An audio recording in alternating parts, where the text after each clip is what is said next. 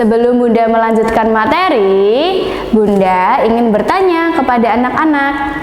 Masih ingatkah anak-anak tentang apa itu kalor? That's good. Jadi kalor itu merupakan ukuran banyaknya panas yang mengalir pada suatu zat. Nah, untuk hari ini kita masih membahas tentang kalor ya. Tetapi pada materi yang berbeda, yaitu pengaruh kalor terhadap kenaikan suhu dan juga perubahan wujud zat. Untuk pembahasan yang pertama, yaitu kita membahas pengaruh kalor terhadap kenaikan suhu.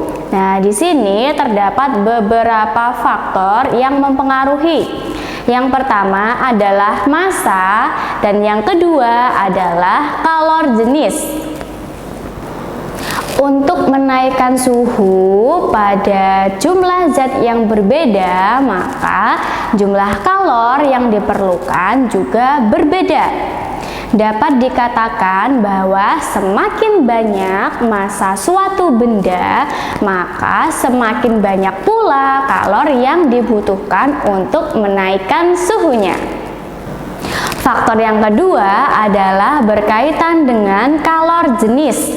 Nah, di sini untuk jenis zat yang berbeda dengan massa yang sama, maka jumlah kalor yang diperlukan untuk menaikkan suhu suatu benda itu jumlahnya juga berbeda.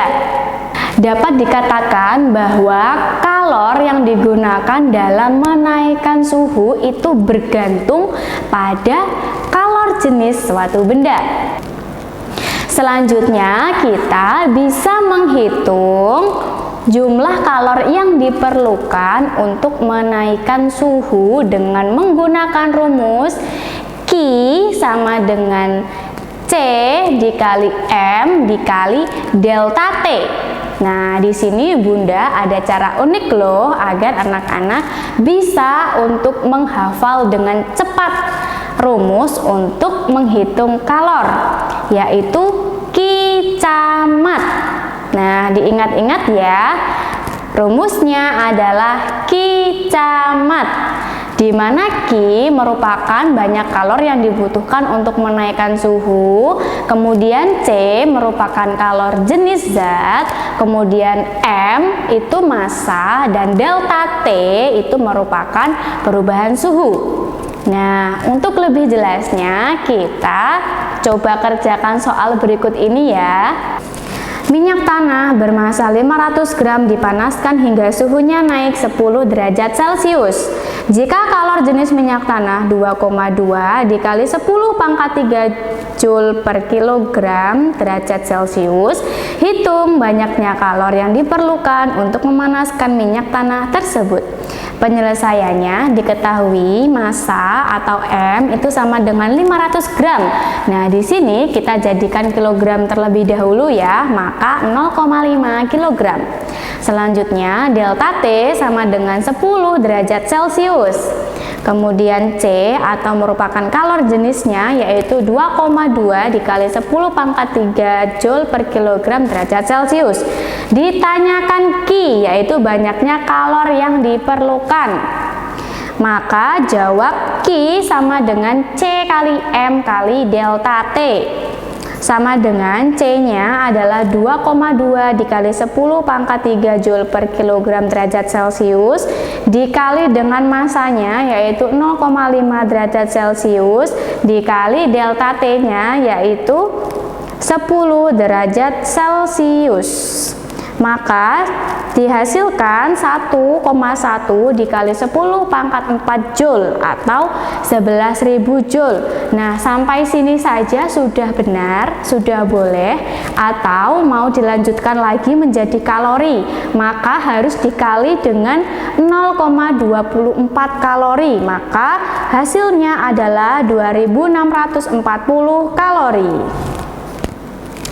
Pembahasan yang berikutnya adalah kalor dapat mempengaruhi perubahan wujud zat. Nah, berkaitan dengan perubahan wujud zat, di sini ada perubahan wujud zat yang memerlukan kalor dan ada perubahan wujud zat yang melepaskan kalor. Nah, apa saja ya? Adakah yang tahu? Oke, benar sekali. Jadi, perubahan wujud zat yang memerlukan kalor, contohnya adalah menguap, mencair, dan juga menyublim. Nah, yang pertama adalah menguap. Menguap itu merupakan perubahan wujud zat dari cair menuju gas. Contohnya adalah ketika kita memanaskan air. Nah, di atas air yang mendidih itu akan timbul uapnya. Nah, di sini terlihat bahwa pada proses pemanasan air itu memerlukan kalor. Yang kedua adalah mencair. Mencair itu merupakan perubahan wujud zat dari padat menjadi cair. Contohnya adalah ketika kita meletakkan es batu di tempat terbuka. Nah, lama-kelamaan es batu itu akan mencair karena udara di sekitar itu mengandung kalor. Yang ketiga adalah menyublim. Nah, menyublim ini merupakan perubahan wujud zat dari padat menjadi gas. Contohnya adalah ketika kita meletakkan kapur barus di dalam almari. Nah, semakin lama kapur barus itu diletakkan di dalam almari, maka dia akan menguap dan habis. Nah, makanya di dalam almari itu mengandung kalor sehingga menyebabkan kapur barus yang bentuknya semula padat menjadi habis, menguap menjadi gas. Sedangkan proses perubahan wujud zat yang tidak memerlukan kalor atau melepaskan kalor itu contohnya adalah membeku dan mengembun. Nah, untuk membeku ini yaitu perubahan wujud zat dari cair menjadi padat. Contohnya ketika kita akan membuat es batu ya. Nah, di situ terlihat bahwa tidak ada kalor yang dibutuhkan. Yang dibutuhkan apa? Yang dibutuhkan adalah suhu dingin agar air yang semula bentuknya cair bisa menjadi padat ya, bisa berubah menjadi es. Kemudian yang kedua adalah mengembun. Nah, mengembun ini adalah proses perubahan wujud zat dari gas menjadi cair. Nah, anak-anak pasti pernah ya melihat embun. Embun bisa kita jumpai di atas daun pada pagi hari. Nah, daun akan terlihat basah, akan banyak titik-titik air. Pada peristiwa tersebut sangat terlihat bahwa pada perubahan wujud zat dari gas menuju ke cair itu tidak memerlukan kalor. Pembahasan yang terakhir adalah berkaitan dengan penguapan. Nah, apa ayo penguapan? Tadi Bunda sudah menjelaskan ya. Oke, benar sekali. Jadi penguapan itu merupakan proses perubahan wujud zat dari cair menuju gas. Nah, anak-anak perlu diketahui bahwa proses penguapan itu bisa dipercepat. Caranya yang pertama adalah dengan memanaskan zat cair. Kemudian dapat memperluas permukaan zat cair. Dan yang ketiga adalah memberikan udara kering pada zat cair.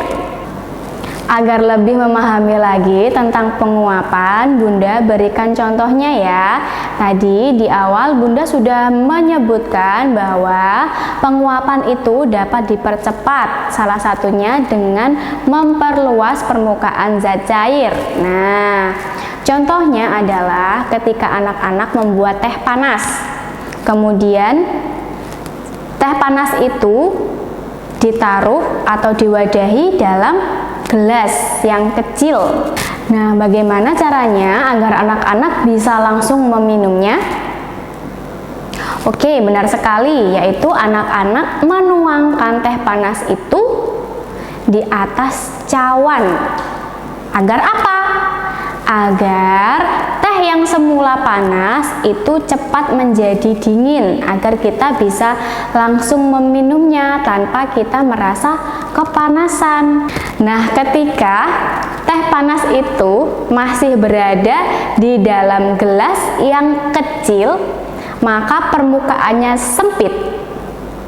Berbeda lagi ketika kita menuangkan teh panas itu di atas cawan, maka permukaan dari teh panas itu semakin besar, ya, karena cawan itu bentuknya lebih lebar daripada gelas, sehingga teh panas yang diletakkan di dalam cawan itu akan lebih cepat proses penguapannya daripada teh panas yang masih diletakkan di dalam gelas.